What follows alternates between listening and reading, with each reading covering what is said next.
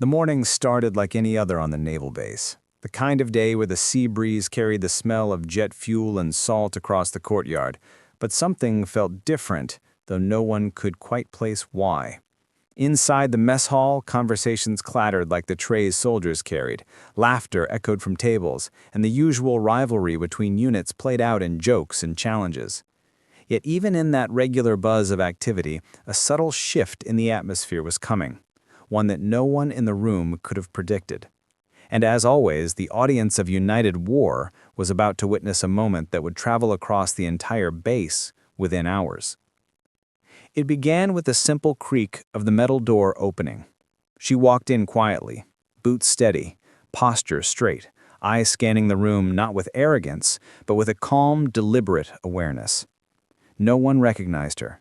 No one even paused long enough to consider who she might be. To them, she was just another new arrival. Maybe from supply, maybe from logistics, maybe some transfer from a non-combat division. The kind of person who entered unnoticed and left unnoticed. But the base was wrong. They didn't know her story. They didn't know her reputation. And most importantly, they didn't know the weight behind the rank that she wasn't wearing openly. She took a tray, moved into line, blending into the noise around her.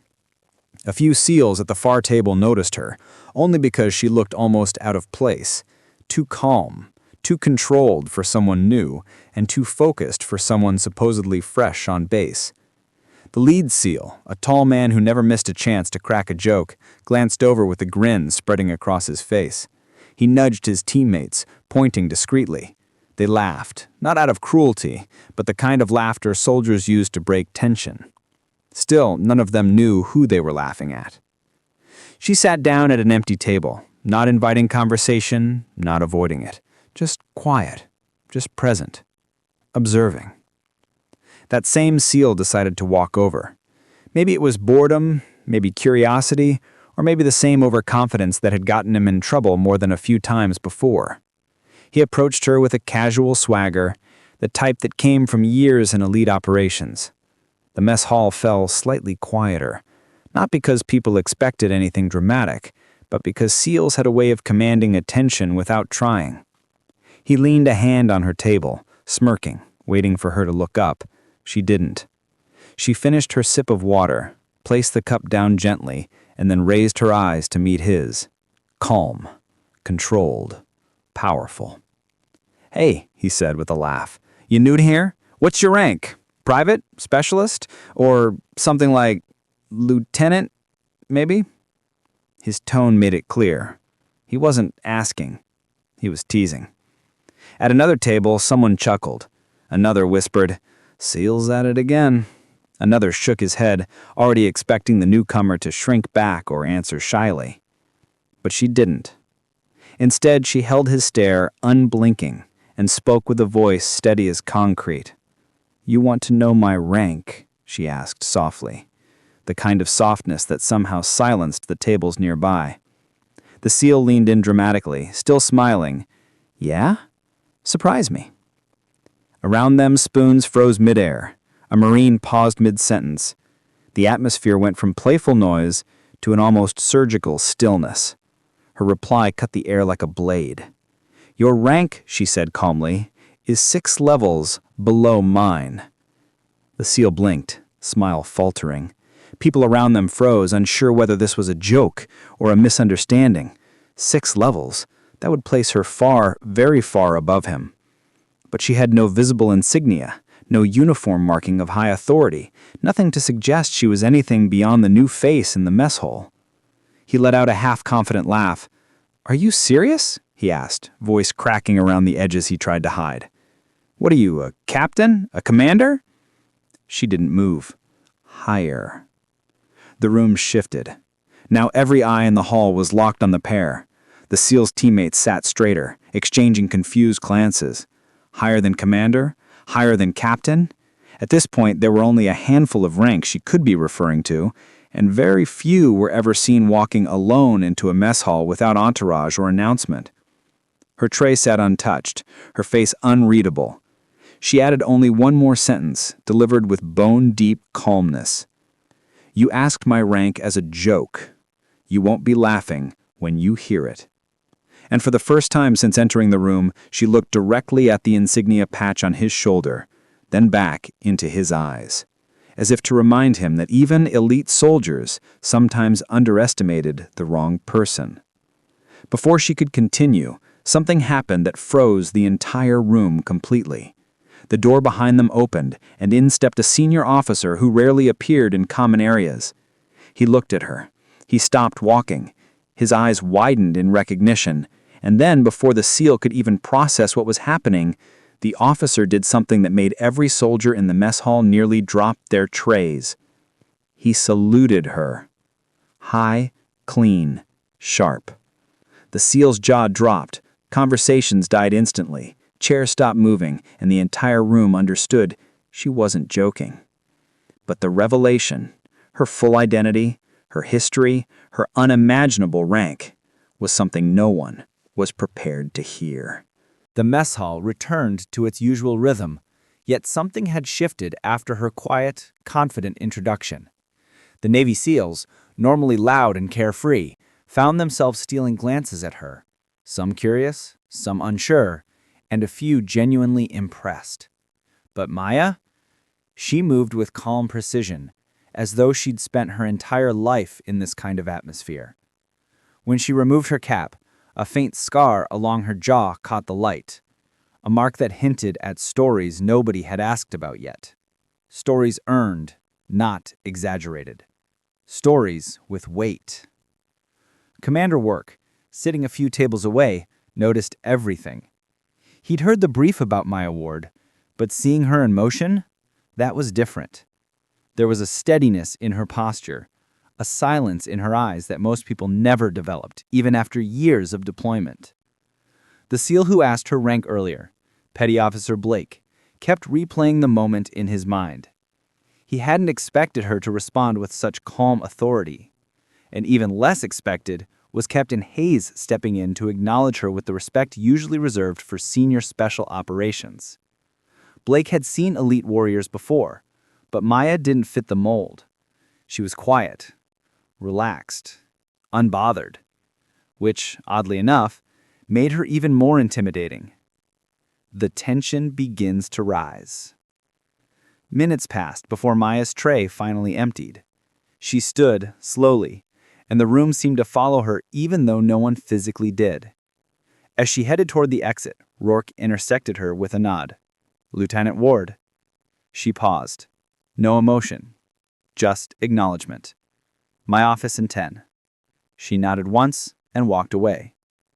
Rourke watched her leave, then exhaled quietly. He knew something the others didn't. Her deployment record wasn't normal. Her training evaluations didn't look real.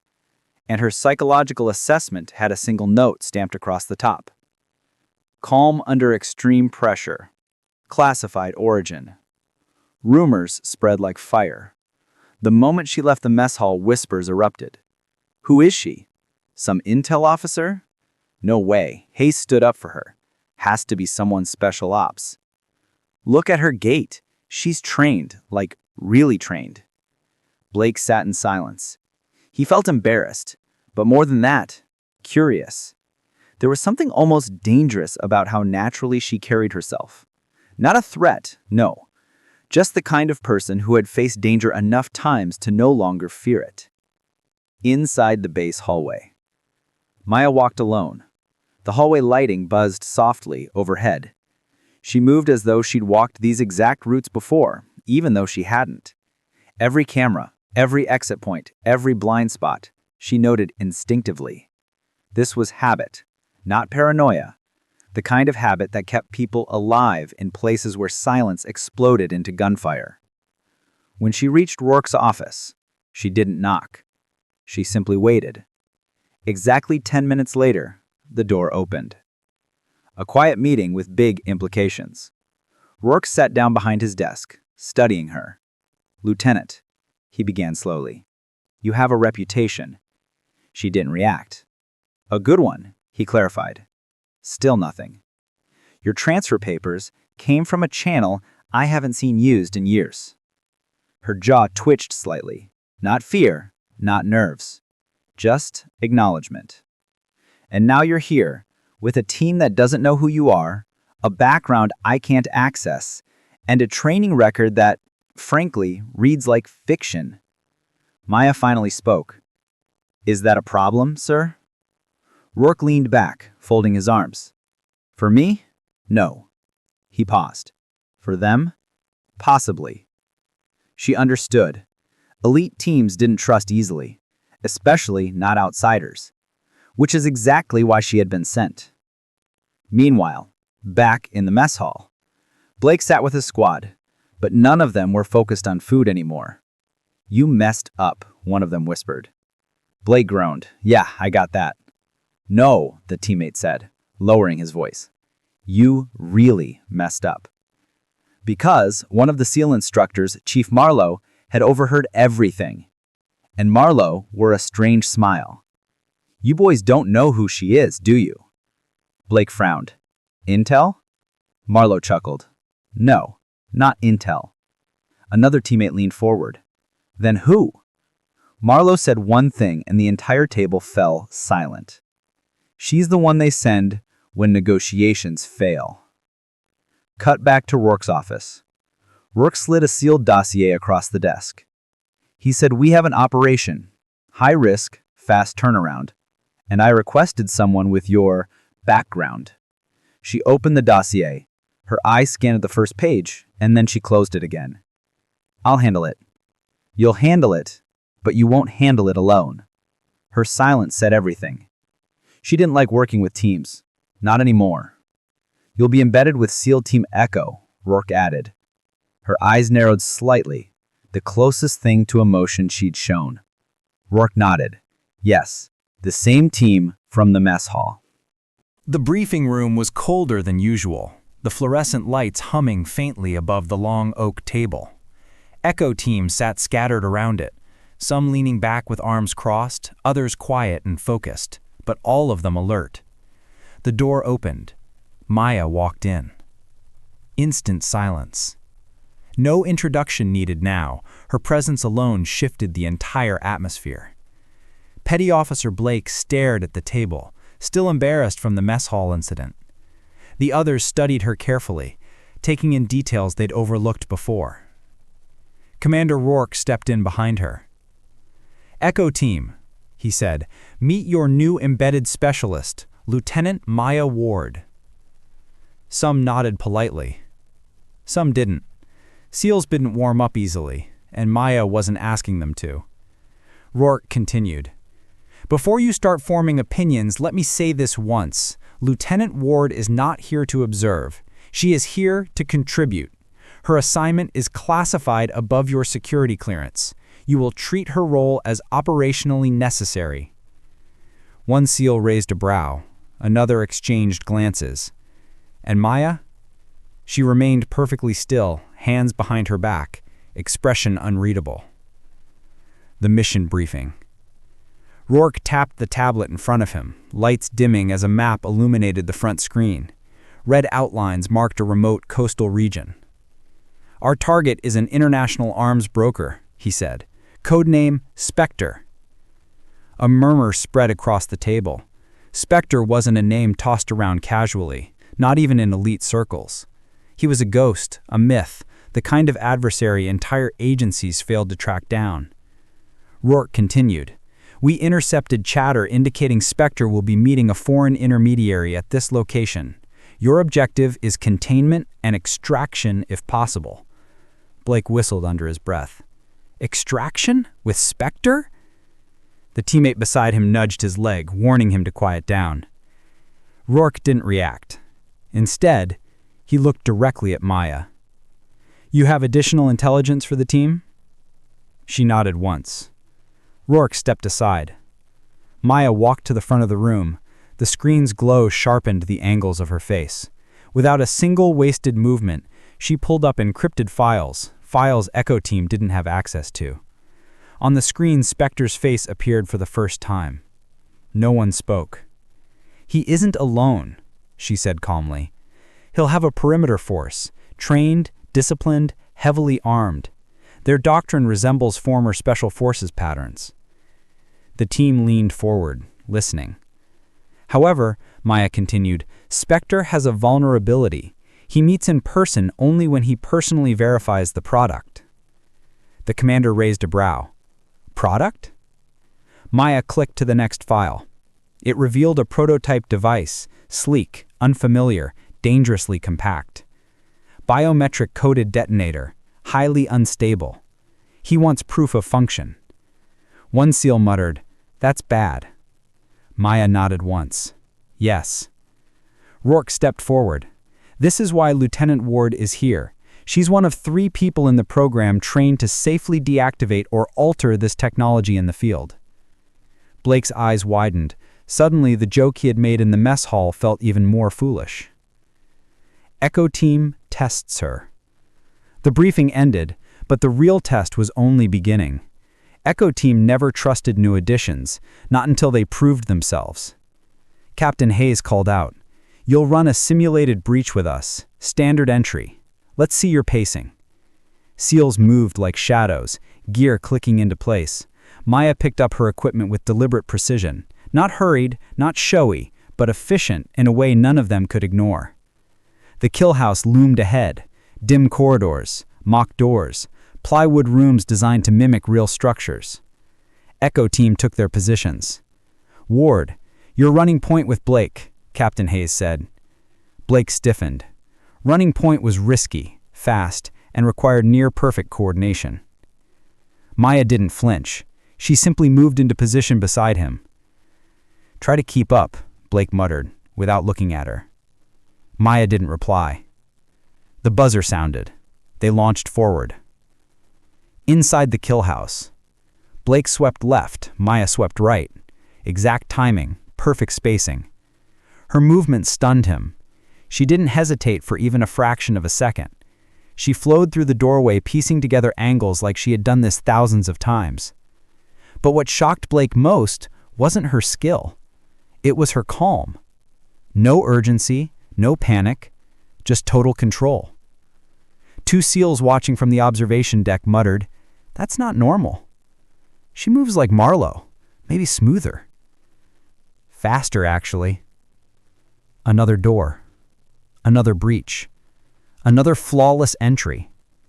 Then it happened. A simulated target popped up behind a blind corner, perfect spot for a mistake. Maya reacted instantly. Not by shooting, but by grabbing Blake's vest, pulling him aside, firing from the hip, and neutralizing the target without losing her stance. Blake froze. She had just saved him. Yes, from a simulation, but the reflex was real. "How did you—" Blake whispered. Maya didn't answer. She simply moved on, expecting him to follow. After the simulation, Echo Team gathered outside, sweat dripping, adrenaline cooling. Hayes looked at the team, then at her. "That was exceptional," he said. "Your timing is unique." SEALs weren't easily impressed, but now they were staring at her with a new expression, respect mixed with confusion. Blake finally approached her. "Hey, about earlier?" he muttered awkwardly. "In the mess hall?" He cleared his throat. "I didn't know." Maya looked at him, calm as always. "You weren't supposed to," she said. Blake nodded. It was the closest thing to forgiveness he'd get, and the truth is he didn't deserve more. The final preparation. Rourke entered the room again. "You leave at dawn. Gear up, rest. Tomorrow everything changes." The team dispersed. Maya remained still for a moment. Then she walked to her quarters, silent and composed. But inside, she knew what tomorrow meant. She knew what it meant to walk into the shadows with people who didn't yet trust her. What it meant to confront Specter again. Yes, again. Because this wasn't her first encounter. But Echo Team didn't know that. Not yet. Dawn came quietly over the horizon, painting the base in pale gold. Most of Echo Team had barely slept, but they stood ready, geared up, faces hardened, minds sharp. Maya emerged last, her steps measured, her uniform impossibly crisp despite the early hour. She carried the same calm weight she always did, but now the team sensed something more behind it, something deeper, something earned. Commander Rourke arrived with the final briefing tablet. "This is it. The operation begins in 20 minutes. No one spoke. The atmosphere was thick with anticipation. "Lieutenant Ward," Rourke added, "you'll lead the approach team." That surprised even Hayes, who rarely showed emotion. Giving leadership to a newcomer, especially a civilian background specialist, was unheard of. But no one objected. "Not after yesterday." Maya simply nodded. "I'll get us to the target, but once we're in, you follow my cues exactly. Specter is predictable, only until he's not." The team exchanged glances. Predictable until he's not. What did that even mean? They didn't have time to ask. The insertion. The helicopter skimmed low over dark ocean water, its rotor wash carving ripples into the waves. Echo Team moved like clockwork, each SEAL double-checking weapons, comms, optics. Maya sat quietly beside Blake, who kept stealing sideways glances at her. "You've met Specter before, haven't you?" he finally asked. She didn't look at him. "Yes." Blake swallowed. "And?" Maya clipped her harness into place. "He enjoys traps." Blake opened his mouth to ask more, but the pilot's voice cut through the comms. 30 seconds. The rear doors opened. Cold wind blasted in. A dark, abandoned industrial shoreline loomed ahead. Rusted cranes, broken metal frames, shadows thick as smoke. Hayes shouted, "Move!" One by one, they fast-roped down into darkness. Maya was the last to descend. When her boots touched the ground, she didn't reach for her weapon. She reached for her headset. "Specter's signal source is shifting," she whispered. "He knows we're here." Echo Team froze. "How?" Hayes asked. Maya scanned the area, eyes sharp. "Because I know how he thinks, and he knows how I think." That got everyone's full attention. Inside the compound, the team breached silently, stacking, entering, clearing, room by room, corridor by corridor. Everything felt wrong. Too quiet, too empty, too clean. "This doesn't make sense," Blake muttered. "Intel said he had a full perimeter." "No," Maya corrected softly. "Intel said he usually has a perimeter." A metallic click echoed from the far hallway. The entire team swung their rifles toward the sound. Maya lifted her hand. "Don't move." Her expression changed. Not fear, not panic. Recognition. She took a single step forward, then another. Blake grabbed her arm. "Are you crazy? You walk toward unknown fire and you'll get—" She slipped free from his grip without effort. "It's not fire," she said. "It's him." Specter appeared. A man stepped out from the shadows. Tall, unarmed, smirking. Specter. His hands were raised casually, as if greeting old friends, but his eyes locked only on one person. "Maya," he said, cool and unhurried. "Still following breadcrumbs I leave behind?" Hayes's grip tightened around his rifle. "Don't move." Specter chuckled. "Oh, if I wanted to move, Commander, you wouldn't see it." Maya stepped forward until she stood only a few meters away from him. "You set this up," she said. "Of course I did." Blake whispered into comms, "Why aren't we taking the shot?" Hayes didn't answer. Because Maya wasn't giving the signal. Because Specter wasn't talking like an enemy caught off guard. He was talking like someone who knew her. Too well. The truth. Specter smirked as he paced slowly. "You didn't tell them, did you, what you were before they gave you that shiny lieutenant bar?" Maya didn't respond. Should I tell them, he teased? Tell them that my award was once part of a classified counterintelligence program so deep that even their admirals don't have access? Blake's eyes widened, muttering, "Ward, is that true?" Maya stayed silent. Specter kept talking. Tell them you weren't just in the program. Tell them you were its best operative, my opposite number.